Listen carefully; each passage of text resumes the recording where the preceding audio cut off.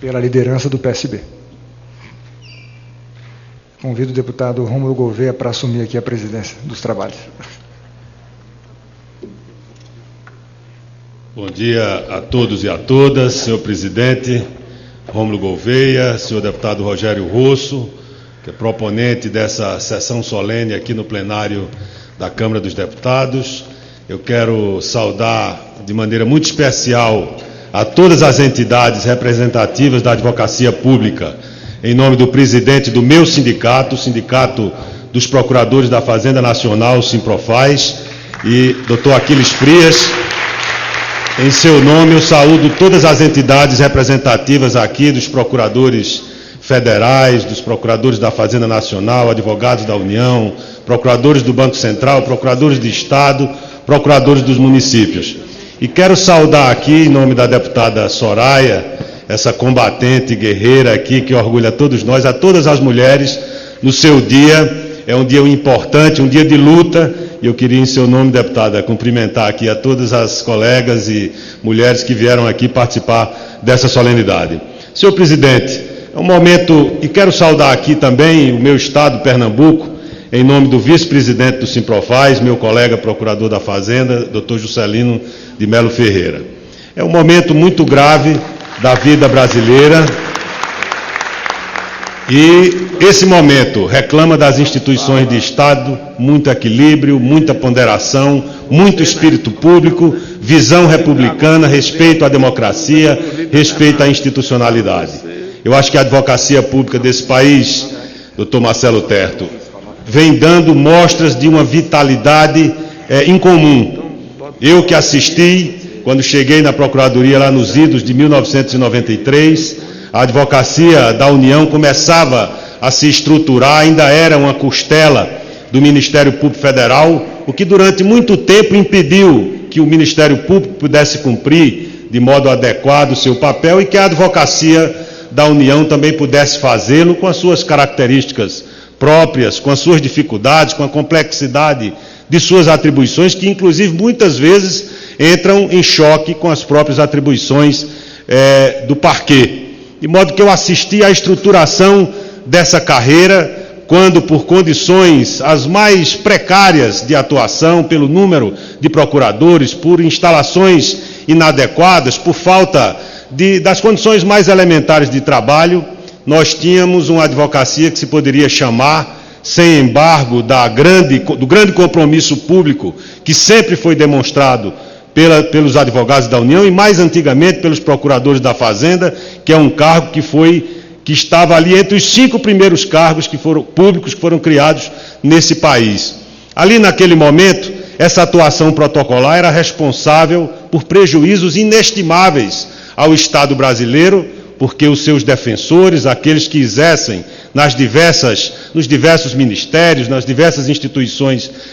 deste país, da administração federal, não cumpriam, por falta principalmente de condições e também por uma diretriz política que às vezes não era afirmada com o vigor com que deve ser sempre afirmada, de uma advocacia que controla os atos da administração pública, que recupera o patrimônio eventualmente desviado em operações que estamos de modo estarrecido à sociedade brasileira, assiste um verdadeiro saque ao patrimônio público do Brasil. E sempre tiveram da advocacia pública, da advocacia de Estado, defensores do interesse público do Estado brasileiro. Eu acho que essa caminhada dos últimos anos serviu para mostrar que nós temos compromisso com o Estado brasileiro, compromisso com o nosso país, compromisso com o Brasil, não com os governos que eventualmente nos ciclos políticos que se sucedem, mas com o Estado brasileiro. Nós somos advocacia de Estado e não advocacia de governo. E é por isso que a gente às vezes incomoda. É por isso que o trabalho da advocacia pública muitas vezes evita, previne o gestor de incorrer em desvios, mas muitas vezes incomoda aquele gestor que, mesmo prevenido da ilegalidade do seu procedimento, ele insiste em encarar muitas vezes a advocacia do Estado como uma pedra no seu caminho para evitar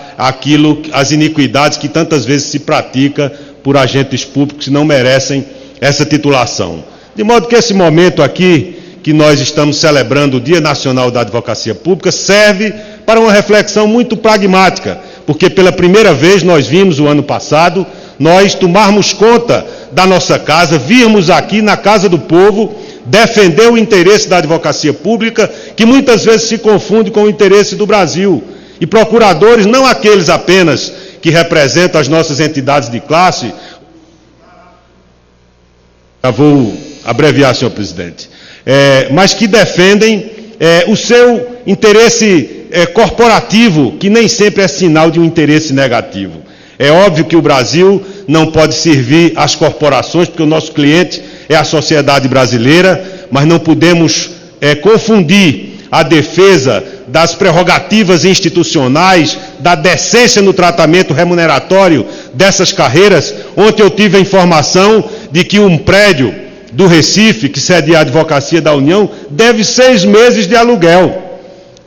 Se a Advocacia da União, pela sua importância, tem dificuldades dessa ordem, isso é um sinal negativo do estado de calamidade em que se encontra a advocacia pública nesse país. Por isso eu acho que a luta que foi travada aqui pelos senhores e senhoras, com muito vigor, com muito espírito público, com muito envolvimento, aqui dentro desse plenário, praticamente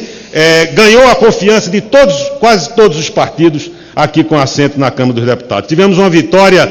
histórica no dia 5 de agosto, de aprovação por uma maioria amplíssima da PEC 443, e nós precisamos voltar que essas pautas estejam novamente na ordem do dia do Congresso Nacional. É claro que vivemos uma quadra difícil, uma quadra de dificuldades econômicas, falta a presidente da República a condição e a credibilidade para conduzir os destinos desse país, mas falta também às oposições, muitas vezes, clareza de qual é o caminho que nós vamos perseguir. Não vamos engrossar movimentos que representam, muitas vezes, os setores mais conservadores da política brasileira. O meu partido, do qual, com muita honra, sou vice-líder, aproveito aqui esse momento de celebração democrática para dizer que nós temos preocupações gravíssimas com os destinos do Brasil. Nós precisamos defender profundamente as investigações, doa quem doer, mas respeitando sempre as prerrogativas e os direitos fundamentais assegurados pela Constituição brasileira. Por isso, meus colegas,